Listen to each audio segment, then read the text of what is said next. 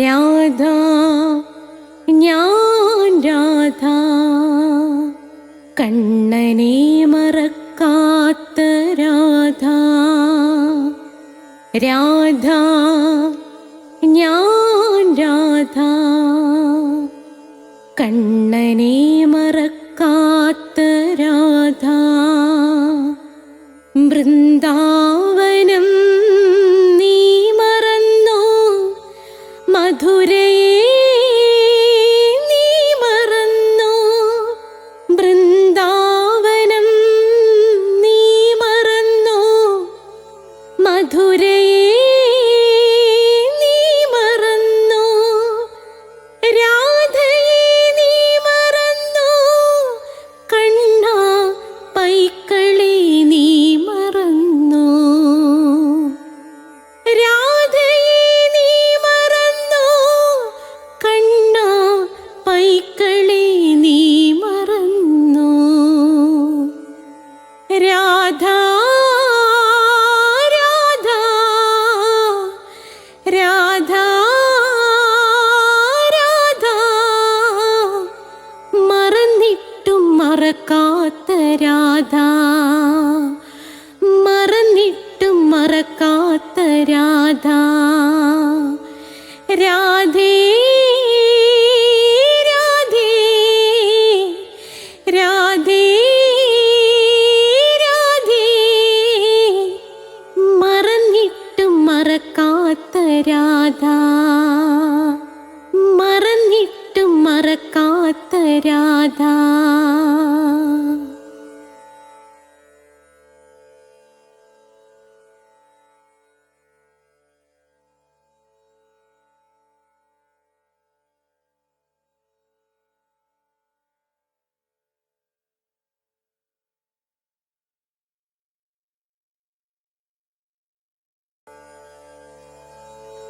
രാധ ഞാൻ രാധ കണ്ണനെ മറക്കാത്ത രാധ. രാധ ഞാൻ രാധ കണ്ണനെ മറക്കാത്ത രാധ. വൃന്ദാവനം നീ മറന്നോ, മധുരയെ നീ മറന്നോ. വൃന്ദാവനം നീ മറന്നോ, മധുരയെ നീ മറന്നോ. രാധേ രാധേ ഓ രാധേ രാധേ രാധേ രാധേ ഓ രാധേ രാധേ. രാധേ രാധേ എന്ന ചാനലിലേക്ക് എല്ലാ മാന്യ പ്രേക്ഷകർക്കും സ്വാഗതം. നമ്മൾ സാക്ഷാൽ ശ്രീബുദ്ധൻ എഴുതിയ ധർമ്മപദം ഓർമ്മിക്കുക. പുസ്തകങ്ങളുടെ രാജാവാണ് ആരെന്ന് പറയുന്നത് ധർമ്മപദം. ഈ ധർമ്മപദം നിങ്ങൾ വായിച്ചിട്ടുണ്ടെങ്കിൽ അല്ലെങ്കിൽ കേട്ടിട്ടുണ്ടെങ്കിൽ ലോകത്ത് മറ്റൊരു പുസ്തകങ്ങളും വായിച്ചിട്ടില്ലെങ്കിലും കുഴപ്പമില്ല. പക്ഷേ നിങ്ങൾ ധർമ്മപദം വായിച്ചിട്ടില്ല എങ്കിൽ ലോകത്തേതൊക്കെ പുസ്തകം വായിച്ചിട്ടും ഒരു പ്രയോജനവുമില്ല. നിങ്ങൾ ഭഗവത്ഗീത വായിച്ചിട്ടുണ്ട്, ഉപനിഷത്ത് വായിച്ചിട്ടുണ്ട്, വേദങ്ങൾ വായിച്ചിട്ടുണ്ട്, യാതൊരു പ്രയോജനവും നിങ്ങൾക്ക് ലഭിക്കുന്നതല്ല. അത്രയ്ക്കും മഹത്തരമാണ് ആരെന്ന് പറയുന്നത് ധർമ്മപദം. ഏറ്റവും മഹത്തരമായ രണ്ട് പുസ്തകങ്ങളുടെ പേര് പറയാൻ പറഞ്ഞാൽ, ഒന്ന് ശ്രീബുദ്ധൻ എഴുതിയ ധർമ്മപദം, രണ്ട് അഷ്ടാവക്ര ഗീത. അഷ്ടാവക്ര ഗീത നിങ്ങൾ പ്ലേലിസ്റ്റ് എടുത്താൽ കിട്ടുന്നതാണ്, ഞാൻ പഠിപ്പിച്ച് കഴിഞ്ഞതാണ്. നമ്മുടെ ചാനലിൽ എന്തൊക്കെ ഉണ്ടെന്നുള്ളത് ഒരു വീഡിയോ ആയിട്ട് ഞാൻ ഇതിൻ്റെ കൂടെ കൊടുത്തിട്ടുണ്ട്. അപ്പോൾ ഇതിനു മുമ്പ് അത് ഒരുപാട് കേട്ട് തഴമ്പിച്ചിട്ടുള്ളവരാണെങ്കിൽ അത് സ്കിപ്പ് ചെയ്തിട്ടങ്ങ് കണ്ടാൽ മതി. അല്ല, നമ്മുടെ ചാനലിൽ എന്തൊക്കെ ഉണ്ടെന്നറിയണമെന്നുള്ളവർ അത് കേട്ടാൽ മതി. അതോടെ നിങ്ങളുടെ അടുത്ത് എനിക്ക് ഒരു കാര്യവും കൂടെ പറയാനുള്ളത്, നിങ്ങൾ നിശ്ചയമായും കഠിന കൃഷ്ണഭക്തനായ ഞാൻ എങ്ങനെ രാധാഭക്തനായി എന്ന കഥ നിങ്ങൾ ഉറപ്പായിട്ടും ആ വീഡിയോ പ്ലേലിസ്റ്റ് എടുക്കുമ്പോൾ കിട്ടും, നിങ്ങൾ കേട്ടിരിക്കണം. പിന്നെ സ്പോക്കൺ ഇംഗ്ലീഷ് ഉണ്ട്, ജ്യോതിഷമുണ്ട്, എല്ലാം വീഡിയോയിലുണ്ട്. നമുക്ക് ധർമ്മപദം, ശ്രീബുദ്ധൻ്റെ ധർമ്മപദം 3-ാം ഭാഗം. അപ്പം നമുക്ക് പ്രാർത്ഥിച്ചിട്ട് നമുക്ക് തുടങ്ങാം. ഓം മഹാഗണപതയേ നമഃ. ഓം മണിപത്മേഹും ഓം രാധായൈ സ്വാഹ. രാധേ രാധേ ഓ രാധേ രാധേ രാധേ രാധേ ഓ രാധേ രാധേ രാധേ രാധേ ഓ രാധേ രാധേ രാധേ രാധേ ഓ രാധേ രാധേ രാധേ രാധേ ഓ രാധേ രാധേ രാധേ രാധേ ഓ രാധേ രാധേ. ബർസാനെ വാലി രാധാറാണി കി ജയ്. എൻ്റെ മാതാവ് രാധാറാണി കി ജയ്. എനിക്ക് സർവ്വ ഐശ്വര്യങ്ങളും വാരി കോരിത്തരുന്ന എൻ്റെ പൊന്ന് രാധാറാണി അമ്മ കി ജയ്. എന്നെ സർവ്വ പാപങ്ങളിൽ നിന്നും മോചിപ്പിച്ചു തരുന്ന എൻ്റെ പൊന്ന് രാധാറാണി അമ്മ കി ജയ്. എനിക്ക് രോഗങ്ങൾ വരാതെ എന്നെ കാത്തുരക്ഷിക്കുന്ന എൻ്റെ പൊന്ന് രാധാറാണി അമ്മ കി ജയ്. അപ്പോൾ നമുക്ക് ധർമ്മപദത്തിലേക്ക് നമ്മൾ കടക്കുകയാണ്. ഈ വീഡിയോ കണ്ടു കഴിഞ്ഞാൽ നിങ്ങൾക്ക് തിരുവോണം വരികയാണ്. അപ്പോൾ എൻ്റെ രാധേ രാധേ എന്ന ചാനൽ സബ്സ്ക്രൈബ് ചെയ്തിരിക്കുന്ന, സബ്സ്ക്രൈബ് ചെയ്യാതെ എൻ്റെ ചാനൽ കാണുന്ന സകല ആളുകൾക്കും ഞാൻ ഓണാശംസകൾ നേരുന്നു. ഇപ്രാവശ്യത്തെ നിങ്ങളുടെ ഓണമെന്ന് പറയുന്നത് അത്യധികം മധുരതരമാകട്ടെ. എൻ്റെ എല്ലാ ഓണാശംസകളും ഞാൻ നിങ്ങൾക്ക് നേരുന്നു. ഇനി അടുത്ത ശ്ലോകം. ഈ ശ്ലോകം ഞാൻ പ്രത്യേകമായ വീഡിയോ ആയിട്ട് ലാസ്റ്റ് കൊടുത്തിട്ടുണ്ട്. അപ്പോൾ നിങ്ങൾ പലപ്പോഴും ശ്രദ്ധിക്കണം, എൻ്റെ വീഡിയോ അവസാനം വരെ കാണണം. നിങ്ങൾ പലപ്പോഴും ഞാൻ അപ്പോൾ ഇത് അവസാനിച്ചു എന്ന് പറഞ്ഞ് രാധേ രാധേ മന്ത്രം ചൊല്ലി ഓം ശ്രീം ഹ്രീം ക്ലീം ചൊല്ലി കഴിയുമ്പോൾ നിങ്ങളങ്ങ് സ്റ്റോപ്പ് ചെയ്യും. അല്ല, അതിന് ശേഷം ഉണ്ട് വീഡിയോ. കാരണം ഇത് കണ്ടിട്ട് പലരും എന്നെ വിളിക്കും, ആ ശ്ലോകം അതിനകത്തില്ലല്ലോ എന്നൊക്കെ പറഞ്ഞ് വിളിക്കും. ഞാൻ രാധാഷ്ടമിയുടെ എങ്ങനെ പൂജിക്കണമെന്ന മന്ത്രം ഇട്ടിട്ടുണ്ട്. അതിനകത്തും ആളുകൾ കണ്ടിട്ട് എന്നെ വിളിക്കും, സാറ് മന്ത്രം ഇട്ടിട്ടില്ലെന്ന്. ചോദിച്ചു വരുമ്പോൾ എന്താണ്, ഞാൻ ഈ ഓം ശ്രീം ഹ്രീം ചെല്ലുമ്പം അവരും നിർത്തിപ്പോകും. ഇല്ല, ഏറ്റവും അവസാനം അത് ഇട്ടിട്ടുണ്ട്. അപ്പോൾ നിങ്ങൾ അത് നോക്കി ഇത് എഴുതിയെടുക്കണം. ഇതിൻ്റെ പുസ്തകം വാങ്ങിക്കാൻ അങ്ങനെ കിട്ടില്ല. ശ്രദ്ധിച്ചു കേട്ടോ. ശ്രീബുദ്ധൻ പറയുന്ന അടുത്ത ശ്ലോകം ഇതാണ്. ഈ ലോകത്തിലൊരിക്കലും, കാരണം ശ്രീബുദ്ധൻ ഇത് എഴുതിയത് പാലി ഭാഷയിലാണ്. അപ്പോൾ ശ്ലോകം എന്ന് പറയുമ്പം നിങ്ങൾ കണ്ടിട്ടുള്ള സംസ്കൃതമായിട്ട് വിചാരിക്കരുത്, പാലി ഭാഷയാണ്. പാലി ഭാഷയിൽ നിന്ന് നമ്മൾ മലയാളത്തിലോട്ട് ആക്കി, പിന്നെ ഇംഗ്ലീഷിൽ ഞാൻ ആക്കിയിട്ടുണ്ട്. അപ്പോൾ നോക്കേ, ഈ ലോകത്തിലൊരിക്കലും വിദ്വേഷത്തിന് അറുതി വരുത്തിയിട്ടില്ല. പ്രേമം മാത്രമാണ് വിദ്വേഷത്തിന് അറുതി ഉണ്ടാക്കുന്നത്. ഇതത്രേ അക്ഷയവും, അക്ഷയം ഒരിക്കലും ക്ഷയിക്കാത്തത്, നശിക്കാത്തത്. ഇതത്രേ അക്ഷയവും അതിപുരാതനവുമായ നിയമം. ഐ ധമ്മോ സനാതന. ഇതാണ് ആ ശ്ലോകം എന്ന് പറയുന്നത്. ഇത് ലാസ്റ്റ് കൊടുത്തിട്ടുണ്ട്. ഇത് നിങ്ങൾക്ക് ശരിക്കും പറഞ്ഞാൽ ഈ ധർമ്മപദം നിങ്ങൾ കേൾക്കുകയാണെങ്കിൽ ഒരു സ്പോക്കൺ ഇംഗ്ലീഷ് ക്ലാസ് അറ്റൻഡ് ചെയ്യുന്നതിൻ്റെ ഗുണവും കൂടെ ലഭിക്കും. ഈ ധർമ്മപദം തീരുമ്പോഴേക്കും നിങ്ങൾക്ക് ഇംഗ്ലീഷിനകത്ത് നിത്യജീവിതത്തിൽ അത്യാവശ്യം ഉപയോഗിക്കേണ്ട വാക്കുകളുടെ ഒരു ലിസ്റ്റ് നിങ്ങൾക്ക് കിട്ടും. ഇത് ഞാൻ ഇംഗ്ലീഷിൽ ആയിരിക്കുകയാണ്. ഈ ലോകത്തിൽ ഒരിക്കലും വിദ്വേഷത്തിൻ്റെ ഇംഗ്ലീഷ് ഹെയ്റ്റ് ആണ്. കണ്ടില്ലേ? അപ്പം ഇത് ഇംഗ്ലീഷിൽ പറഞ്ഞാൽ ഇങ്ങനെയാണ്: in this world hate never yet dispelled. DISPELLD. Dispelled എന്ന് പറഞ്ഞാൽ അകറ്റുക, ഇല്ലാതാക്കുക എന്ന അർത്ഥം. Dispelled hate. കണ്ടോ? ഇൻ ദിസ് വേൾഡ്, ഈ ലോകത്ത്, ഹെയ്റ്റ് വെറുപ്പ്, നെവർ എറ്റ് എന്ന് പറഞ്ഞാൽ ഇന്ന് വരെ, ഡിസ്പെൽഡ് ഹെയ്റ്റ്, ഈ ലോകത്ത് ഇന്ന് വരെ വെറുപ്പ് കൊണ്ട് വെറുപ്പിനെ ഇല്ലാതാക്കിയിട്ടില്ല. Only love dispel. പ്രേമം കൊണ്ട്, നിങ്ങൾ ഉദ്ദേശിക്കുന്ന പ്രേമമല്ല ബുദ്ധൻ പറയുന്ന പ്രേമം. പ്രേമം കൊണ്ട് ലവ് ഡിസ്പെൽ ഹെയ്റ്റ്. പ്രേമം കൊണ്ട് ഏതാണ്? ഡിസ്പെൽ, ഇല്ലാതാക്കുക ഹെയ്റ്റിനെ. ദിസ് ഈസ് ദ ലാ ഏൻഷ്യൻ്റ്. ഏൻഷ്യൻ്റ്, നിങ്ങൾ ആൻഷ്യൻ്റ് എന്നാണ് പറയുന്നത്, അല്ല ഏൻഷ്യൻ്റ്. ഏൻഷ്യൻ്റ് എന്ന് പറഞ്ഞാൽ പുരാതന കാലം. ആൻഡ് ഇൻഎക്സോസ്റ്റിബിൾ. ഇൻഎക്സോസ്റ്റിബിൾ, INEXHAUSTIBLE, അത് ഉച്ചരിക്കുന്നത് ഇൻഎക്സോസ്റ്റിബിൾ, അർത്ഥം അക്ഷയമായ, ഒരിക്കലും നശിക്കാത്ത. കണ്ടോ? അപ്പോൾ ഇന്നത്തെ എൻ്റെ ധർമ്മപദം വീഡിയോ കാണുന്നവർക്ക് എത്ര വൊക്കാബുലറി കിട്ടിയെന്ന് ആലോചിച്ച് ചോദിക്കണം. അതായത് 1 വെറുപ്പ്, വിദ്വേഷം, ഇതിൻ്റെയൊക്കെ ഇംഗ്ലീഷ് നിങ്ങൾക്ക് കിട്ടി. ഹെയ്റ്റ്, അത് ഇല്ലാതാക്കുക, ഡിസ്പെൽ എന്നൊരു പുതിയ വാക്ക് നിങ്ങൾക്ക് കിട്ടി. മനസ്സിലായില്ലേ? പിന്നെ പുരാതനം, നിങ്ങൾക്ക് അറിയാം ഏൻഷ്യൻ്റ്, പക്ഷെ അത് ഉച്ചാരണം തെറ്റാണ്, ഏൻഷ്യൻ്റ്. അടുത്തത് അക്ഷയം, ഒരിക്കലും നശിക്കാത്തത്, ഭഗവാനോടുള്ള ഭക്തി, ഇതൊക്കെ ഇങ്ങനെ ഒരിക്കലും നശിക്കാത്തത്. ഇൻഎക്സോസ്റ്റിബിൾ, ധമ്മോ സനാതന. അപ്പോൾ ബുദ്ധൻ പറയുന്ന ഈ ശ്ലോകത്തിൻ്റെ ചുരുക്കം ഇത്രയേ ഉള്ളൂ. ഇവിടെ അതിപുരാതനമായ ഒരു ധർമ്മമുണ്ട്. ആ ധർമ്മത്തിൻ്റെ പേര് സനാതന ധർമ്മമാണ്. ഈ ധർമ്മം പറയുന്നത് ഇത്രമാത്രം: വെറുപ്പിനെ ഒരിക്കലും വെറുപ്പ് കൊണ്ട് ഇല്ലാതാക്കാൻ പറ്റില്ല. ഒരിടത്ത് ഇപ്പം നിങ്ങളുടെ സ്കിന്നിലൊരു കറുപ്പ് പടർന്നാൽ ആ കറുപ്പ് ഇല്ലാതാക്കണമല്ലോ. അതിനെന്താ ചെയ്യുന്നത്? നിങ്ങൾ മരുന്ന് പുരട്ടും. അപ്പം നിങ്ങളുടെ തൊലിപ്പുറത്ത് ഏത് അസുഖം വന്നാലും അത് ഇല്ലാതാക്കാൻ നിങ്ങൾ മരുന്ന് പുരട്ടും. അതുപോലെ വെറുപ്പെന്നത് എപ്പോൾ? അത് വീട്ടിലായിരിക്കും വ്യാപിക്കുന്നത്, ഓഫീസിലായിരിക്കാം വ്യാപിക്കുന്നത്, രണ്ടുപേര് സംസാരിച്ച് ഇച്ചിരി കഴിയുമ്പോഴായിരിക്കും വ്യാപിക്കുന്നത്. അത് എവിടെയാണെങ്കിലും ആ വെറുപ്പ് നിങ്ങളുടെ ദേഹത്തൊക്കെ പ്രത്യക്ഷപ്പെടുന്ന കറുത്ത പാട്, നിങ്ങളുടെ ദേഹത്ത് വരുന്ന അലർജി പോലെയുള്ള ഒരെണ്ണമാണ്.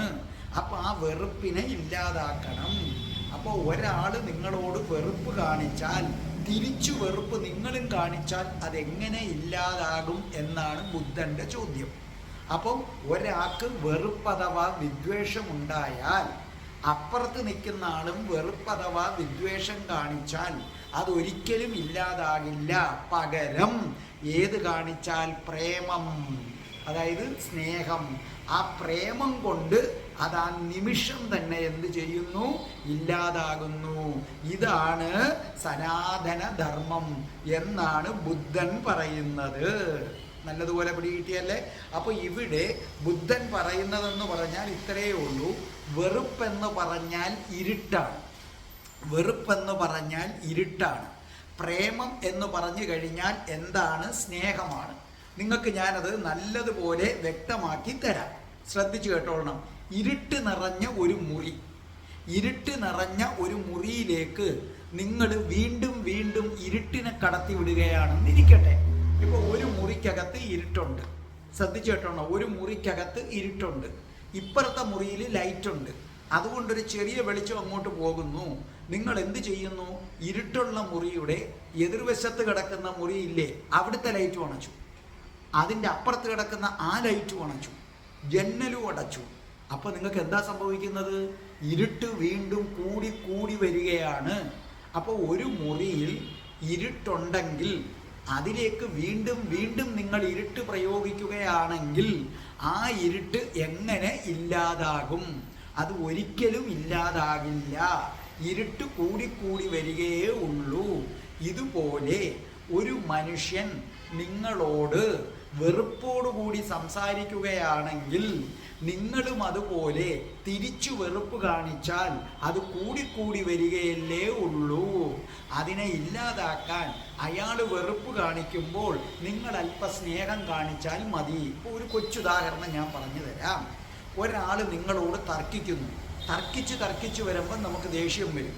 അപ്പോൾ അയാളങ്ങ് ചൂടായിട്ട് അങ്ങനല്ല ഇങ്ങനാണെന്ന് പറയുമ്പോൾ നിങ്ങൾ പെട്ടെന്ന് പുഞ്ചിരിച്ചുകൊണ്ട് എന്ന് പറഞ്ഞേ, അല്ല നിങ്ങളാ പറഞ്ഞത് ശരിയാണ് കേട്ടോ, നിങ്ങളാ പറഞ്ഞത് ശരിയാണ്, അത് സത്യമാണ്, ഞാനതിനോട് യോജിക്കുന്നു. അപ്പുറത്ത് നിൽക്കുന്ന ആൾ ഡിം കണ്ടോ, അയാളുടെ തർക്കം തീർന്നു. അതുവരെ ഉണ്ടായിരുന്ന പിന്നെ അങ്ങോട്ട് സംസാരിക്കുമ്പം അയാളുടെ സ്വരത്തിന് പോലും മാറ്റം വരും. ശരിയല്ലേ? ഞാൻ പറഞ്ഞത് ശരിയല്ലേ? അയാൾ തർക്കിക്കുന്ന സമയത്ത് അയാൾക്ക് എല്ലാ വൈബ്രേഷനുമാണ്, നല്ല ദേഷിച്ചാണ് സംസാരിക്കുന്നത്. അപ്പോഴാണ് പെട്ടെന്ന് നിങ്ങൾ ആ കാളിക്കത്തുന്ന തീയിൽ വെള്ളം ഒഴിക്കുകയാണ്. നിങ്ങൾ പറയുകയാണ്, അല്ല ആ പറഞ്ഞത് ശരിയാണ്, ഞാനത് അംഗീകരിക്കുന്നു. നിങ്ങൾ യഥാർത്ഥത്തിൽ അംഗീകരിക്കുന്നില്ല. പക്ഷെ നിങ്ങൾ പുഞ്ചിരിച്ചുകൊണ്ട് അങ്ങ് പറഞ്ഞേ, ആ നിമിഷം ആ മനുഷ്യൻ്റെ ദേഷ്യം എന്ത് ചെയ്യുന്നു? ഇല്ലാതായി മാറുന്നു, വെറുപ്പങ്ങില്ലാതാകുന്നു. അതുപോലെ ഇരുട്ട് നിറഞ്ഞ ഒരു മുറി, ആ ഇരുട്ട് നിറഞ്ഞ ഒരു മുറിയിൽ നിങ്ങൾ ഒരു ചെറിയ തിരി ഒന്ന് കത്തിച്ചു വെച്ചേ, ആ ഇരുട്ട് ഓടി ഒളിക്കുന്നത് കാണാം അല്ലേ? നിങ്ങൾക്ക് ഇരുട്ടിനെ ഇരുട്ടുകൊണ്ട് പറ്റത്തില്ല. ഇരുട്ട് നിറഞ്ഞ മുറിയിൽ ഒരു കൊച്ചു തിരി വച്ചാൽ അതോടുകൂടി ഇരുട്ടില്ലാതാകും. അതുപോലെ ഒരാള് നിങ്ങളോട് വെറുപ്പ് കാണിക്കുന്നു എന്നിരിക്കട്ടെ. അങ്ങനെ വെറുപ്പ് കാണിക്കുകയാണെന്നുണ്ടെങ്കിൽ, ഏതെങ്കിലും ഒരു മനുഷ്യൻ നിങ്ങളോട് വെറുപ്പ് കാണിച്ചാൽ, നിങ്ങളൊരല്പം സ്നേഹം കാണിച്ചാൽ ആ വെറുപ്പ് അവിടെ വെച്ച് തീരും. ഇപ്പോൾ ഉദാഹരണം ഞാൻ പറയാം. നമ്മുടെ ഒരു റിലേറ്റീവുമാണ്. അപ്പോൾ വീട്ടിലുള്ള ചില ഫാമിലി ഇഷ്യൂസ് അങ്ങോട്ടോ ഇങ്ങോട്ടോ ഒക്കെ സംസാരിച്ച്, ഞാനുമായിട്ടൊന്നും പ്രശ്നമല്ല, വീട്ടുകാരുമായിട്ട് എന്തോ ചില പ്രോബ്ലമൊക്കെ ഉണ്ട്. അപ്പം ഞങ്ങളുടെ ഒരു റിലേറ്റീവ് തന്നെയാണ് അതൊരു. അപ്പം അവരുടെ ഒരു ഡിസ്റ്റൻറ്റ് റിലേറ്റീവാണ്. അപ്പോൾ അയാളുടെ മകളുടെ കല്യാണം നിശ്ചയിച്ചു. അയാളുടെ മകളുടെ കല്യാണം നിശ്ചയിച്ചതിനൊക്കെ ഞങ്ങളെ ആരെയും വിളിച്ചില്ല. കാരണം എന്തുകൊണ്ട്? അയാളുടെ മനസ്സിലൊരു വെറുപ്പ് കിടക്കുകയാണ്. അത് ഈ വെറുപ്പ് ഇങ്ങനെയാണ് വരുന്നത്. ഈ പൈസ കടം വാങ്ങിച്ചുകൊണ്ട് പോകും. അപ്പോൾ അത് കഴിഞ്ഞ് തിരിച്ചു ചോദിക്കുമ്പോൾ നാളെ തരാം, മറ്റന്നാൾ തരാമെന്ന് പറയും. അത് കഴിഞ്ഞ് കുറേ കഴിഞ്ഞ് നമ്മൾ വീണ്ടും ചോദിക്കുമ്പോൾ പറയും തരുമല്ലോ. ഇങ്ങനെയൊക്കെയാണ് വെറുപ്പ് വരുന്നത്. അപ്പോൾ അങ്ങനെ ഒരു പണസംബന്ധമായ ഒരു ഇടപാടാണ്. അപ്പോൾ അതോടുകൂടി എന്ത് ചെയ്തു? അയാൾക്കൊരു വെറുപ്പ്, ഒരു ദേഷ്യമുണ്ട്. അതുകൊണ്ട് അയാളുടെ മകളുടെ കല്യാണം വന്നപ്പോൾ ആരെയും വിളിച്ചില്ല. പക്ഷേ കല്യാണത്തിൻ്റെ തലേന്ന് ഞാൻ പോയി. എൻ്റെ വീട്ടിൽ വേറെ ആരും പോകത്തില്ല, അത് വേറൊരു കാര്യം. എനിക്കങ്ങനെയല്ല. ഞാൻ കല്യാണത്തിൻ്റെ തലേന്നായപ്പം നല്ല ഒരു ഗിഫ്റ്റും വാങ്ങിച്ച് അവിടെ ചെന്നു. എന്നെ കണ്ടു കഴിഞ്ഞപ്പോൾ സത്യത്തിൽ അവർക്ക് എന്ത് ചെയ്യണമെന്നറിയാൻ വയ്യ, അവർക്ക് എന്ത് പറയണമെന്നറിയാൻ വയ്യ. ഞാനാകട്ടെ നേരെ ചെന്ന ആ മനുഷ്യനെ കണ്ടു, കൈയൊക്കെ പിടിച്ച് കുലുക്കിയിട്ട് ഞാൻ ചോദിച്ചു, മോളെ കാണാനാണ് ഞാൻ വന്നത്. അപ്പോൾ അയാൾ, അയ്യോ ഞാൻ വിട്ടുപോയതാ വിളിക്കാൻ, മനഃപൂർവ്വമല്ല. ഞാൻ പറഞ്ഞു അതിനെന്താ ഇതിനെങ്ങനെ വിളിക്കണമെന്നുണ്ടോ? അയാൾക്ക് പിന്നെ എന്ത് പറയണമെന്നറിയാൻ വയ്യ. അയാൾക്ക് എന്ത് പറയണം? അയാൾ ഉടനെ ഭാര്യയെ വിളിച്ചതാ, ഇത് നോക്കേ, ഇതാരാ വന്നതെന്ന് നോക്കേ. നമ്മൾ വിളിക്കാതെ വരികയാണ്.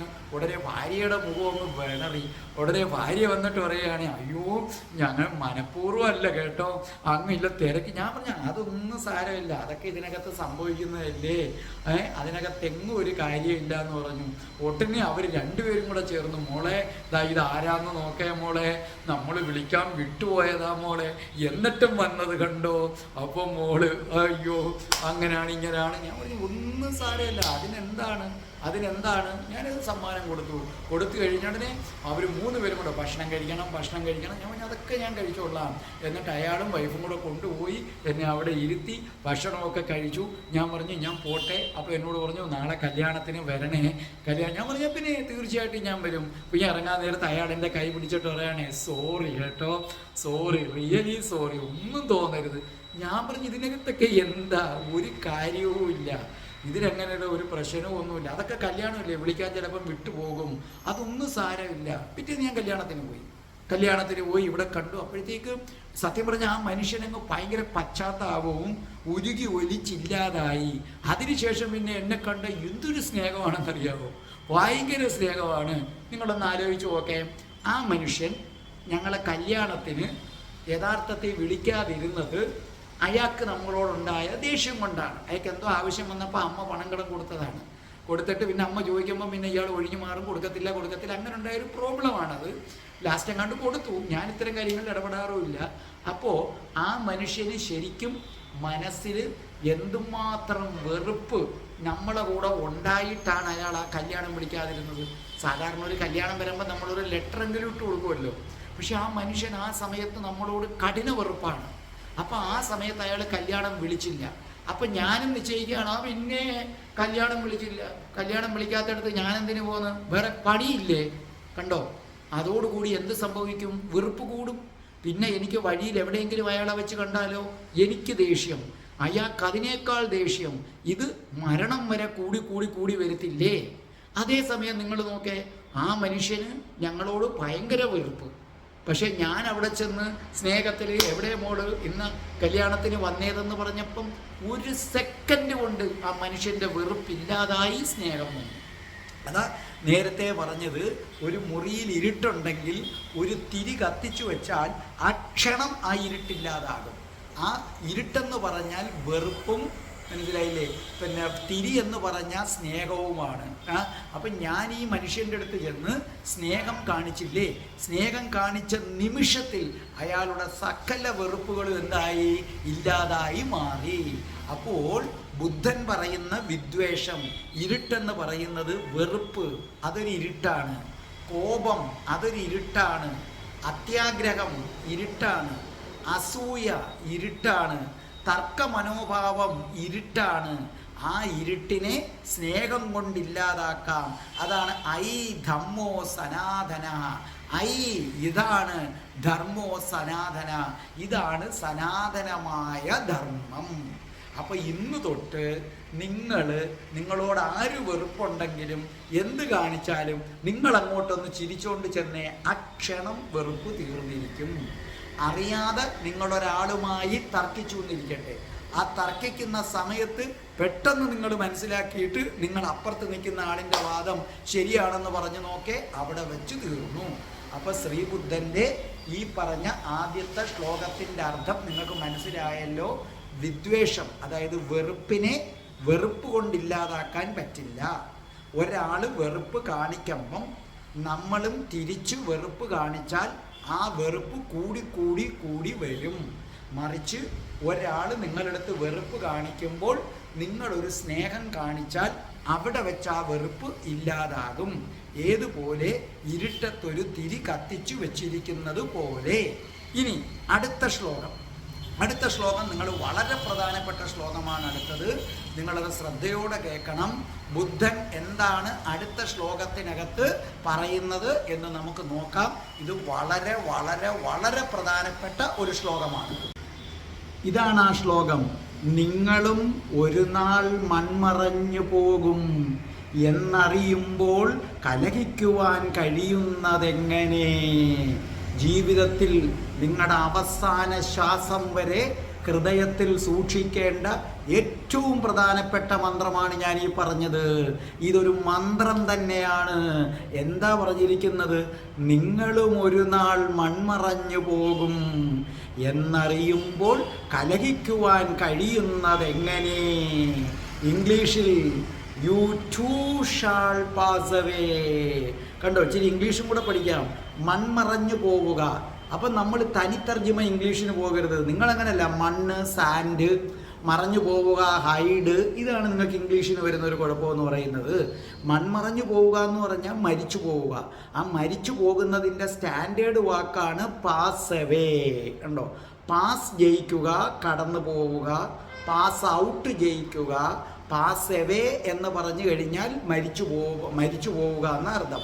അപ്പോൾ മക്കളൊക്കെ പിന്നെ ജയിച്ചു കഴിയുമ്പോൾ അമ്മയ്ക്ക് ചുമ്മാ മെസ്സേജ് അയക്കരുത് ഐ പാസ്ഡ് അവേ എന്ന് പറഞ്ഞാൽ ഞാൻ മരിച്ചു പോയെന്ന അർത്ഥം. അപ്പോൾ നോക്കേ, ഇതിൻ്റെ ഇംഗ്ലീഷ് നോക്കേ, you too shall pass away knowing this എന്ന് വെച്ചാൽ ഇതറിയാമെങ്കിൽ. Knowing this how can you quarrel? നിങ്ങൾ ക്വാറൽ എന്ന് പറയും, QUARREL. അതിൻ്റെ ഉച്ചാരണം കൊറൽ എന്നാണ്. കണ്ടോ, അപ്പോൾ ഒരു വെടിക്ക് 2 പക്ഷി. ധർമ്മപദവും പഠിക്കാം, ഇംഗ്ലീഷും പഠിക്കാം. അപ്പോൾ ഇതിലെ വാക്കുകൾ ഒരു ബുക്കിൽ എഴുതി വെച്ചാലും നല്ലതാണ്. വിദ്വേഷം, വെറുപ്പ് സമം ഇട്ടിട്ട് എന്തെഴുതണം നിങ്ങൾ? ഹെയ്റ്റ്. അത് ഇല്ലാതാക്കുക. കണ്ടില്ലേ, ഡിസ്പെല്ല് സമം ഇട്ടിട്ട് എന്ത് ചെയ്യണം? ഇല്ലാതാക്കുക. അങ്ങനെ എഴുതി വെച്ചേക്കണം നിങ്ങൾ. ഏൻഷ്യൻ്റ്, കണ്ടില്ലേ, ഏൻഷ്യൻ്റ്. അപ്പോൾ സമം ഇട്ടിട്ട് അവിടെ എന്തെഴുതി വെക്കണം നിങ്ങൾ? ഏൻഷ്യൻ്റ് എന്ന് പറയുന്നിടത്ത് പുരാതനം എന്ന് എഴുതി വെക്കണം നിങ്ങൾ. ഇൻഎക്സിസ്റ്റബിൾ, കണ്ടോ, ഇൻഎക്സോസ്റ്റബിൾ. അപ്പോൾ നിങ്ങൾ എഴുതി വെക്കണം അക്ഷയമായ. അപ്പോൾ ഈ ധർമ്മപദം എന്നത് കേൾക്കുമ്പോൾ തന്നെ നിങ്ങൾക്ക് എത്ര വൊക്കാബുലറി ആയെന്ന് ആലോചിച്ച് നോക്കേ. അപ്പോൾ ഇംഗ്ലീഷിൽ you too shall pass away knowing this how can you quarrel? Can എന്ന് പറഞ്ഞാൽ കഴിയും. മലയാളം: നിങ്ങളും ഒരു നാൾ മൺമറഞ്ഞു പോകുമെന്നറിയുമ്പോൾ കലഹിക്കുവാൻ കഴിയുന്നതെങ്ങനെ? ജീവിതം അത്രയും ചെറുതാണ്, അത്രയും ചെറുതാണ്, അത് നൈമിഷികമാണ്. ഇത് മനസ്സിലാക്കുന്ന ഒരാൾക്ക് ആരോടും കലഹിക്കുവാൻ കഴിയില്ല എന്നാണ് പറയുന്നത്. അപ്പം ഒരു ദിവസം നമ്മളും മൺമറഞ്ഞു പോകും, നമ്മളും മരിച്ചു പോകും. ഇത് മനസ്സിലാക്കുന്ന ഒരാൾക്ക് ആരോടും കലഹിക്കുവാൻ കഴിയില്ല. അപ്പം നമുക്ക് ഈശ്വരനെ കിട്ടേണ്ട ഊർജമാണ് നമ്മൾ ഈ കലഹിച്ച് കളയുന്നതെന്നും കൂടെ നിങ്ങൾ ആലോചിക്കുക. നമുക്ക് ദൈവത്തിനെ പ്രാർത്ഥിക്കാനും അല്പനേരം ദൈവത്തിനെ മനസ്സിൽ ധ്യാനിക്കാനുമൊക്കെ എന്തുണ്ടാകണം? ഊർജം വേണം. നിങ്ങൾ ഇരുട്ട വെളുക്ക വഴക്കുകൂടി ചുമ്മാ സംസാരിച്ച് ഈ ഊർജം കളയുകയാണ്. ഇപ്പം നിങ്ങൾക്ക് ഞാനൊരിപ്പോൾ ഒരു ഉദാഹരണം പറഞ്ഞു തരാം. നിങ്ങൾ രാത്രി നിങ്ങളുടെ ഭാര്യയെ ഭയങ്കരമായി അങ്ങ് വഴക്ക് പറഞ്ഞു, അതിഭയങ്കരമായിട്ട് അങ്ങ് വഴക്ക് പറഞ്ഞ് ഭാര്യയ്ക്ക് സങ്കടമായി, ഭാര്യ കരഞ്ഞു. ചേട്ടൻ അല്ലെങ്കിലും എന്നോട് ഒരു സ്നേഹവും ചേട്ടൻ എന്നോടില്ല എന്ന് പറഞ്ഞു. ഇല്ലടി, എനിക്ക് നിന്നോട് ഒരു സ്നേഹവും ഇല്ലടി എന്ന് പറഞ്ഞു കഴിയുമ്പോൾ ശ്രദ്ധിച്ച് കേട്ടോളണം. അന്നത്തെ ദിവസം രാത്രി 2 മണിയായപ്പോൾ നിങ്ങൾക്ക് നെഞ്ചുവേദന വരുന്നു, ഭയങ്കര നെഞ്ചുവേദന, ദേഹം വിയർത്തു, ദേഹമൊക്കെ കുഴഞ്ഞു. പൊക്കിയെടുത്ത് കൊണ്ടുപോയി ICUക്കകത്ത് ഇട്ടു. അവിടെ നേഴ്സ് മാത്രമേ ഉള്ളൂ. അവിടെ കിടന്ന് നിങ്ങൾ എന്താ ചിന്തിക്കുന്നത്? അവിടെ കിടന്ന് നിങ്ങൾ ചിന്തിക്കും, അയ്യോ ഇന്നലെ രാത്രി ഞാൻ എൻ്റെ ഭാര്യയോട് എന്താ ഞാൻ പറഞ്ഞത്, അവൾക്ക് എന്തൊരു സങ്കടമായി പോയി. ദൈവമേ ഒരു സോറി പറയാൻ എനിക്കൊരു ചാൻസ് തരണേ, ഈ ICUവിൽ കിടന്ന് ഞാനങ്ങ് മരിച്ചു പോയാൽ അവളോട് എന്ത് പറയും? അവൾ എനിക്ക് എന്തൊക്കെ ചെയ്തിട്ടുണ്ട്. കണ്ടില്ലേ, അവിടെ കിടന്നുകൊണ്ടാണ്, ICUവിൽ കിടക്കുമ്പോഴാണ് നമുക്ക് ബുദ്ധൻ്റെ വചനം ഓർമ്മ വരുന്നത്. നെഞ്ചുവേദന വന്ന് ICUവിനകത്ത് കയറ്റി ദേഹത്ത് കുറേ ഉപകരണങ്ങളുമൊക്കെ ഘടിപ്പിച്ച് കഴിയുമ്പം നമ്മൾ ചിന്തിക്കും, നിങ്ങളും ഒരു നാൾ മൺമറഞ്ഞു പോകും. ഇനി ആ കിടപ്പിൽ കിടന്നങ്ങ് മരിച്ചു പോയെന്നിരിക്കട്ടെ, അപ്പം നിങ്ങളുടെ ആത്മാവിന് എന്ത് സ്വസ്ഥത! അപ്പം നിങ്ങളുടെ ആത്മാവ് മുകളിൽ നിന്നുകൊണ്ട് കാണുകയാണ് ഭാര്യ അലമുറയിട്ട് കരയുന്നത്. ഇന്നലെ നിങ്ങൾ കരയിപ്പിച്ച ഭാര്യ ഇന്നത്തെ ദിവസം നിങ്ങളുടെ വേർപാടിൽ മനം നൊന്ത് കരയുന്നത് നിങ്ങൾ കാണുമ്പോൾ നിങ്ങളുടെ ആത്മാവിൻ്റെ അവസ്ഥ എന്തായിരിക്കുമെന്നൊന്ന് ചിന്തിച്ചേ. അപ്പം നിങ്ങൾ ബുദ്ധൻ്റെ ഈ വചനം ആലോചിച്ചാൽ നിങ്ങളുടെ ജീവിതത്തിലെ സകല പ്രശ്നങ്ങളും തീരും. നിങ്ങളുടെ ജീവിതത്തിലെ ഏറ്റവും വലിയ പ്രശ്നമെന്ന് പറയുന്നത് കലഹമാണെന്ന് ആദ്യം നിങ്ങൾ മനസ്സിലാക്കുക. കലഹിക്കുന്നതാണ്. നോക്കേ, നിങ്ങൾക്ക് ദേഷ്യം വരും. 2 കാര്യങ്ങളാണ്. ദേഷ്യം വരുമ്പോഴാണ് വഴക്കുണ്ടാകുന്നത്. നിങ്ങൾക്ക് നിങ്ങളുടെ മക്കൾ ഒരു തെറ്റ് ചെയ്യുന്നു. ആ തെറ്റ് ചെയ്യുന്ന അവസരത്തിൽ നിങ്ങൾ കമ്പെടുത്ത് അടിക്കാൻ പോകുന്നു. ഒരു നിമിഷം നിങ്ങൾ ഒന്ന് ചിന്തിച്ച് നോക്കിക്കോളണം. ബുദ്ധൻ്റെ ഈ വചനം, നിങ്ങളും ഒരു നാൾ മൺമറഞ്ഞു പോകും. അപ്പം നിങ്ങൾ ആലോചിക്കുക, ദൈവമേ ഞാൻ ഇന്ന് ഈ കൊച്ചിനെ അടിക്കുന്നു, നാളെ ഒരു സമയത്ത് ഞാൻ ഈ ഭൂമിയിൽ നിന്ന് പോകും, അപ്പം ഞാൻ മരിച്ചു കിടക്കുന്ന അവസരത്തിൽ നിങ്ങളൊന്ന് ഇമാജിൻ ചെയ്തേ. നിങ്ങൾ മരിച്ചു കിടക്കുന്ന അവസരത്തിൽ നിങ്ങളുടെ മകളല്ലെങ്കിൽ നിങ്ങളുടെ മകനുമൊക്കെ അടുത്തിരുന്ന് കരയുകയാണ്, എൻ്റെ അച്ഛൻ പോയേ, അല്ലെങ്കിൽ എൻ്റെ അമ്മ പോയേ, എൻ്റെ അമ്മ, അല്ലെങ്കിൽ എൻ്റെ അച്ഛ എന്നെ ഇട്ടിട്ട് പോയോ അച്ഛാ. ആ കരച്ചില്, അതവർ കരയുമല്ലോ. ആ കരച്ചില് ഒരു നിമിഷം ചിന്തിച്ചേ. നിങ്ങളുടെ കയ്യിലിരിക്കുന്ന വടി താനേ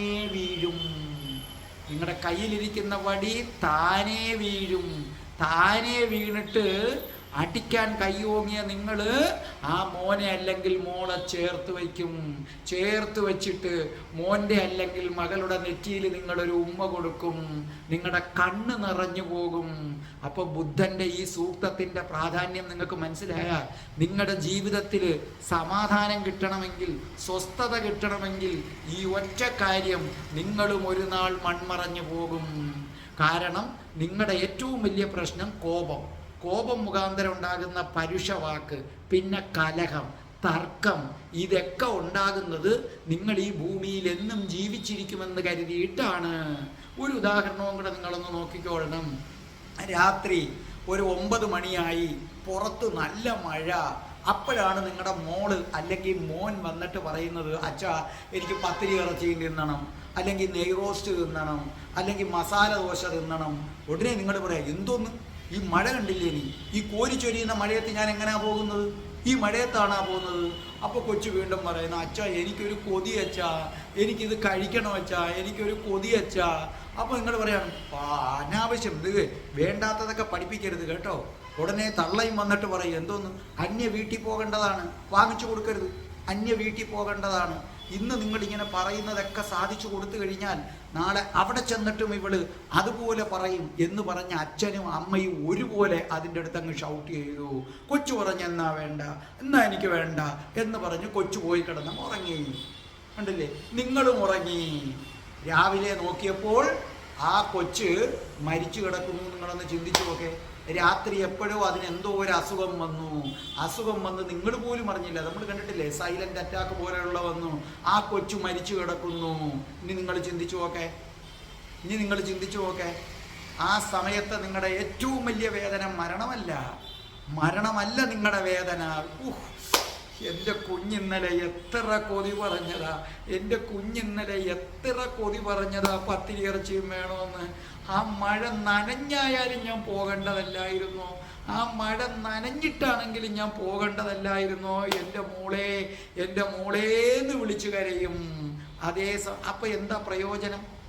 അതേസമയം കുഞ്ഞങ്ങനെ പറയുകയാണ്, അച്ഛാ എനിക്ക് പത്തിരി ഇറച്ചിയും വേണം, പുറത്ത് ഭയങ്കര മഴ. ആ സമയത്ത് നിങ്ങളുടെ ഉള്ളു തരിക്കും, ഈ മഴയത്താണ് ഞാൻ പോകാൻ പോകുന്നത്. പെട്ടെന്ന് നിങ്ങളുടെ ഉള്ളിൽ വന്നേ നിങ്ങളും ഒരു നാൾ മൺമറഞ്ഞു പോകും. ആ സമയത്ത് നിങ്ങൾക്ക് പെട്ടെന്ന് ദേഷ്യം വരികയാണ്. പെട്ടെന്ന് മോള് പറയുക, അച്ഛാ പത്തിരി ഇറച്ചിയും വേണം. ഉടനെ നിങ്ങളുടെ നിങ്ങൾക്ക് ദേഷ്യം വരുന്നു. ഈ കൊടും മഴയത്തെന്ന് നിങ്ങളങ്ങ് പറയുകയും ചെയ്ത്, ഈ കൊടും മഴയത്ത് അത്രയും പറഞ്ഞു കഴിഞ്ഞപ്പോഴാണ് നിങ്ങളുടെ മനസ്സിലേക്ക് ബുദ്ധന്റെ വചനം, നിങ്ങളും ഒരു നാൾ മൺമറഞ്ഞു പോകും. അയ്യോ, അത് ഇന്നാണെങ്കിലോ? കണ്ടോ, നിങ്ങളും ഒരു നാൾ മൺമറഞ്ഞു പോകും. അത് ഇന്നാണെങ്കിലോ, ഇന്നത്തെ ദിവസമാണെങ്കിലോ? അപ്പൊ ഉടനെ നിങ്ങൾ ദേഷിച്ചാ പറയുന്നത്, ഈ മഴയത്ത് നിങ്ങൾ പറയും, മഴയത്താണെങ്കിലും അച്ഛൻ പോയി വാങ്ങിച്ചോണ്ട് വരാം മോളെ, അല്ലെങ്കിൽ അമ്മ പോയി വാങ്ങിച്ചോണ്ട് വരാം മോളെ. കണ്ടോ, നിങ്ങൾ പെട്ടെന്ന് മാറിയത് കണ്ടോ? സ്വിച്ചിട്ട കണക്ക് നിങ്ങളുടെ ജീവിതം ചേഞ്ച് ആക്കാൻ ഈ ഒരു വരി മതി. അതുകൊണ്ട് തന്നെ ഞാൻ പറയും, ഇന്ന് ഞാൻ ഇടുന്ന ഈ ധർമ്മപദത്തിന്റെ വീഡിയോ കാണുന്നവരൊക്കെ ഭാഗ്യവാന്മാരാണ്. എപ്പോഴും ഒന്നും ഓർത്തില്ലെങ്കിലും ഒരുപക്ഷെ നിങ്ങളുടെ കുഞ്ഞിനെ വഴക്ക് പറഞ്ഞ് കഴിഞ്ഞിട്ടെങ്കിലും നിങ്ങൾ ആലോചിക്കും. ഓർമ്മിക്കുക, കുഞ്ഞിനെ കഠിനമായി വഴക്ക് പറയുമ്പോൾ അന്ന് രാത്രി ആ കുഞ്ഞ് മരിച്ചു പോയാൽ നിങ്ങളുടെ സ്ഥിതി ആലോചിച്ചു നോക്കെ. ഇതൊന്ന് ആലോചിച്ചു നോക്കെ. തിരിച്ചും കുഞ്ഞിന് പത്തിരി ഇറച്ചിയും വേണമെന്ന് പറഞ്ഞു, അന്നത്തെ ദിവസം വഴക്ക് പറഞ്ഞു, വാങ്ങിച്ചു കൊടുത്തില്ല, അന്ന് രാത്രി നിങ്ങൾ മരിച്ചു പോയാലോ? നമ്മൾ പറയുന്ന ആത്മാവ് സത്യമാണെങ്കിൽ ആ ആത്മാവ് മുകളിൽ നിന്നുകൊണ്ട് എന്താ വിചാരിക്കും? എൻ്റെ കുഞ്ഞ് പറഞ്ഞതാ, ഞാൻ അതൊന്നും വാങ്ങിച്ചു കൊടുക്കേണ്ടതല്ലായിരുന്നു, എന്ത് കഷ്ടമായി പോയി എന്ന് ചിന്തിക്കത്തില്ലേ? സത്യം ഞാൻ പറയാം, നിങ്ങളുടെ ജീവിതം മാറ്റിമറിക്കുന്ന വീഡിയോ ആണ് ഇന്നത്തെ ധർമ്മപദം. ഈ ധർമ്മപദത്തിലെ ഓരോ വരികളും ഓരോന്നും അങ്ങനെ തന്നെയാണ്. എങ്കിലും ഞാൻ ഇതുവരെ ചെയ്ത വീഡിയോയേക്കാൾ ഉപരിയായി നിങ്ങളുടെ ജീവിതം മാറ്റിമറിക്കുന്ന വീഡിയോ ആണ് ഈ ധർമ്മപദം. ഇനി നിങ്ങൾ പറയും, ഇതൊക്കെ മക്കള്, ഓക്കെ ശരി സാറേ, പക്ഷെ നമുക്ക് വെളിയിലുള്ള ഒരാളുമായി വഴക്ക് കൂടി, അയാൾക്ക് നമ്മളെ കണ്ണിന് നേരെ കണ്ടുകൂടാ, അയാളോടുള്ള വെറുപ്പ്, എനിക്ക് അത് പറ്റത്തില്ല സാറേ, എനിക്ക് അയാളടുത്ത് മിണ്ടാൻ പറ്റത്തില്ല, അയാൾ ഇങ്ങനെയൊക്കെ പറഞ്ഞു കേട്ടോ, അയാൾ എന്നെ ഇത്രയും പേരുടെ മുമ്പിൽ വെച്ച് അയാൾ എന്നെ ആക്ഷേപിച്ചതാണ്, എനിക്ക് മിണ്ടാൻ പറ്റത്തില്ല എന്ന് നിങ്ങൾ പറയുന്നു. ഇനി ഞാൻ നിങ്ങളോട് പറയുകയാണ്, അയാളോടും നിങ്ങൾക്ക് മിണ്ടാൻ പറ്റും. എന്തുകൊണ്ട്? ഒരു കൊച്ചുദാഹരണം ഞാൻ പറഞ്ഞുതരാം. ഇപ്പം നിങ്ങൾ പറയുകയാണ്, അത് ഒരിക്കൽ ഞാൻ മരിച്ചു പോകും എന്ന സൂക്തം കേട്ടാലും എനിക്ക് അയാളോട് മിണ്ടാൻ പറ്റത്തില്ല സാറേ, എനിക്ക് അത്രയ്ക്ക് വെറുപ്പാ. പറ്റും, ഞാൻ പറഞ്ഞു തരാം എങ്ങനെയാണെന്നുള്ളത്. നിങ്ങൾക്ക് കഠിനമായ വെറുപ്പുള്ള ഒരാൾ ഇച്ചിരി കഴിഞ്ഞപ്പോൾ നിങ്ങൾക്ക് എന്തോ അസുഖം വന്നു, ഡോക്ടർ നോക്കി, ഡോക്ടർ ടെസ്റ്റ് ചെയ്ത് നോക്കിയിട്ട് പറയുകയാണ്, നിങ്ങൾക്ക് മാരക രോഗമാണ്, ക്യാൻസറാണ്, ഇതങ്ങ് ഒരുപാടായിപ്പോയി, ഇനി ഏറിയാൽ 2 മാസം, അതിനപ്പുറത്തോട്ട് ജീവിതമില്ല. നിങ്ങളുടെ തകർന്ന് തരിപ്പണമായി നിൽക്കും. അന്നത്തെ ദിവസം ഇതൊക്കെ കേട്ട് ഡോക്ടറുടെ റൂമിൽ നിന്ന് നിങ്ങൾ പുറത്തോട്ട് ഇറങ്ങി വരികയാണ്. ആ പുറത്തോട്ട് ഇറങ്ങി വരുന്ന അവസരത്തിൽ നിങ്ങൾക്ക് ഏറ്റവും വെറുപ്പുള്ള ആ മനുഷ്യൻ നടന്നു വരികയാണ്. എന്തായിരിക്കും നിങ്ങളുടെ പ്രതികരണം? പറ, നിങ്ങൾ തന്നെ പറ. എന്തായിരിക്കും നിങ്ങളുടെ പ്രതികരണം എന്ന് നിങ്ങൾ തന്നെ പറ. നിങ്ങളുടെ വെറുപ്പൊക്കെ അവിടെ വെച്ച് ഇല്ലാതായിടേ. കാരണം മരണം മുന്നിൽ നിൽക്കുകയാണ്. ഇനി 2 മാസം കഴിഞ്ഞ് നിങ്ങൾ മരിക്കും. ഡോക്ടർ പറഞ്ഞ് അത് കേട്ടിട്ട് ഇറങ്ങിയപ്പോഴാണ് ആ മനുഷ്യൻ വരുന്നത്. അല്ലേ? നിങ്ങൾക്ക് ഒരു വെറുപ്പുമില്ല. നിങ്ങൾ ആ നടന്നു വരുന്ന മനുഷ്യൻ്റെ അടുത്ത് ചെന്ന് അയാളെ കൈ പിടിക്കും. കൈ പിടിച്ചിട്ട് നിങ്ങൾ പറയും, നമ്മൾ തമ്മിൽ അന്ന് അങ്ങനെയൊക്കെ പ്രോബ്ലം ഉണ്ടായില്ലേ, പക്വതയില്ലായിരുന്നു, പോട്ട് കേട്ടോ, പോട്ട്, സോറി, ഒന്നും മനസ്സിൽ വെച്ചുകൊണ്ടിരിക്കരുത് കേട്ടോ. ഓട്ടോമാറ്റിക്കലി നിങ്ങൾ പറഞ്ഞിരിക്കും. കാരണം എന്തുകൊണ്ട്? ആ അവസ്ഥയെ പ്രതിനിധീകരിച്ചതുകൊണ്ട്. അപ്പോൾ ഈ വാചകം നിങ്ങൾക്ക് പ്രാവർത്തികമാക്കാൻ പറ്റും. അപ്പോൾ അതാണ് ബുദ്ധൻ പറഞ്ഞത്. എന്താ പറഞ്ഞത്? നിങ്ങളും ഒരു നാൾ മൺമറഞ്ഞു പോകുമെന്നറിയുമ്പോൾ കലഹിക്കുവാൻ കഴിയുന്നതെങ്ങനെ? ഇത് ശരിക്കും പറഞ്ഞാൽ നിങ്ങളുടെ വീട്ടിലെ ഭിത്തിയിൽ എഴുതി ഒട്ടിച്ചു വെക്കണം ഈ വാചകം. നിങ്ങൾ കിടക്കുന്ന മുറിയിൽ എഴുതി ഒട്ടിച്ചു വെക്കണം ഈ വാചകം. അടുക്കളയിൽ എഴുതി ഒട്ടിച്ചു വെക്കണം ഈ വാചകം. നിങ്ങളും ഒരു നാൾ മൺമറഞ്ഞു പോകും. ഈവൻ നിങ്ങൾക്ക് ടോയ്ലറ്റിൽ വരെ ഇത് എഴുതി ഒട്ടിച്ചു വെക്കാം, ഒരു കുഴപ്പവുമില്ല. കാരണം ശാന്തമായി അവിടെ ഇരിക്കുമ്പോൾ നിങ്ങളുടെ കണ്ണിൽ ഇത് പെടണം. മനസ്സിലായ? അവിടെ നമ്മൾ ഇരിക്കുമ്പോഴാണ് ഓരോന്ന് ചിന്തിക്കുന്നത്. അതിന് പകരം അവിടെ പോലും നിങ്ങൾക്ക് ഒട്ടിച്ചു വെക്കാം. അവിടെ ഇരുന്നു കൊണ്ട് നിങ്ങൾ നോക്കുമ്പോൾ നിങ്ങളും ഒരു നാൾ മൺമറഞ്ഞു പോകും. അപ്പം നിങ്ങളുടെ വീടിൻ്റെ എല്ലാ സ്ഥലങ്ങളിലും നിങ്ങളിത് ഒട്ടിച്ചു വെച്ചേ പലയിടത്തും ഇത് നിങ്ങളെ ഓർമ്മിപ്പിച്ചുകൊണ്ടേയിരിക്കും. അതുകൊണ്ട് എൻ്റെ പ്രിയപ്പെട്ട സബ്സ്ക്രൈബേഴ്സേ, മറക്കല്ലേ, നിങ്ങളും ഒരു നാൾ മൺമറഞ്ഞു പോകുമെന്നറിയുമ്പോൾ കലഹിക്കുവാൻ കഴിയുന്നതെങ്ങനെ? You too shall pass away, knowing this how can you quarrel? അപ്പം നമ്മളും പോകും. സ്നേഹിച്ച് നമുക്ക് എല്ലാവരെയും സ്നേഹിച്ചിട്ട് പോകാം. നമ്മൾ നാളെ കാണുമോ എന്നുള്ളതിന് എന്താ ഉറപ്പ്? യാതൊരു ഉറപ്പുമില്ല. ഈ ഇരിക്കൊക്കെ പറയുന്ന ഞാൻ തന്നെ നിങ്ങളടുത്തൊരു വീഡിയോ ഇറക്കുന്നു, അടുത്ത വീഡിയോ ഇറക്കാൻ ഞാൻ കാണുമെന്നുള്ളതിന് എന്താ ഉറപ്പ്? ഒരു ഉറപ്പുമില്ല. ഇത്രയും ഉറപ്പില്ലാത്തൊരു ജീവിതം ഉണ്ടല്ലേ. നമ്മൾ പാമ്പിൻ്റെ വായ്ക്കകത്തിരിക്കുകയാണ്, അത് അടച്ചാൽ വിഴുങ്ങും. അവിടെ ഇരുന്നുകൊണ്ട് മറ്റുള്ളവരോട് ചൂടാകേണ്ട വല്ല കാര്യവും ഉണ്ടോ? പാമ്പാകുന്ന മരണത്തിൻ്റെ വായ്ക്കകത്തിരിക്കുകയാണ്. ആ മരണത്തിൻ്റെ വായ്ക്കകത്ത് പാമ്പ് വാ തുറന്ന് വെച്ചിരിക്കുന്നു, അതിൻ്റെ പുറത്ത് പാമ്പാന്നറിയാതെ ഇരിക്കുക. അതിൻ്റെ വായ്ക്കകത്തിരുന്നു കൊണ്ട് മറ്റുള്ളവർ ചൂടാകണോ? ആകരുത്. നിങ്ങൾ ഇത്ര മാത്രം ആലോചിച്ച് നോക്കിയാൽ മതി. നിങ്ങളുടെ മക്കൾ പറയുന്ന ആഗ്രഹം അത് അന്ന് സാധിച്ചു കൊടുക്കുന്നില്ല. മക്കൾ പോയാൽ നിങ്ങൾ എന്ത് ചെയ്യും? അതുകൊണ്ട് എൻ്റെ പ്രിയപ്പെട്ട സബ്സ്ക്രൈബേഴ്സേ, ഇന്നു മുതൽ നിങ്ങൾക്ക് കോപം വരുമ്പോൾ ബുദ്ധൻ്റെ വാക്കുകൾ, ഒരാളോട് വഴക്കു കൂടണമെന്ന് തോന്നുമ്പോൾ, തർക്കിക്കണമെന്ന് തോന്നുമ്പോൾ ബുദ്ധൻ്റെ വാക്കുകൾ, നിങ്ങളും ഒരു നാൾ മൺമറഞ്ഞു പോകും, മറക്കരുതേ, ഞാൻ വീണ്ടും വരും. ബുദ്ധൻ്റെ അതിവിശിഷ്ടമായ ശ്ലോകങ്ങളുമായി വരും. ധർമ്മപദം നിങ്ങൾ കൃത്യമായി കേൾക്കണേ. രാധേ രാധേ, ഓ രാധേ രാധേ, രാധേ രാധേ, ഓ രാധേ രാധേ, രാധേ രാധേ, ഓ രാധേ രാധേ, രാധേ രാധേ, ഓ രാധേ രാധേ, രാധേ രാധേ, ഓ രാധേ രാധേ, രാധേ രാധേ, ഓ രാധേ രാധേ. ഓം മണിപത്മേഹും. ഓം ബുദ്ധം ശരണം ഗച്ഛാമി, സംഘം ശരണം ഗച്ഛാമി, ധർമ്മം ശരണം ഗച്ഛാമി. രാധേ രാധേ, ഓ രാധേ രാധേ, രാധേ രാധേ, ഓ രാധേ രാധേ. ഓം ശ്രീം ക്ലീം ക്ലീം ഐം രാം രാസേശ്വരി രാധികായേ സ്വാഹ. രാധ, ഞാൻ രാധ, കണ്ണനെ മറക്കാത്ത രാധ. രാധ, ഞാൻ രാധ, കണ്ണനെ